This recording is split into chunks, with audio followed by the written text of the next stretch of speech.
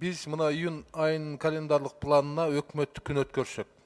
Ал мына biz өкмөт жогорку кеңеш биргеликте таза суу, саркынды суулар боюнча бир канча мыйзамдарды ратификациялап бердик да. Бирок кээ бир жерлерде ушул жалпы иш кичине начарлап кетти. Эмне үчүн дегенде акча каражаты бөлүнгөн, жумуш башталып эле, кээ бир жерде ушул очистной сооруженияларга трансформация маселелери токтоп калып атат да. Ошондуктан июнь айына бир күндө өзүңүздөр карап көрүңүздөр аппарат менен биргеликте ушул биз баягы отпускага чыкканга чейин биз ушул өкмөттүк күн өткөрүп коелу. Бул сөзсүз керек.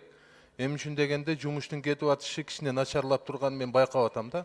Кече эле биз мына комитеттен дагы бир ратификациянын макулдашуулугуна макулдук бердик.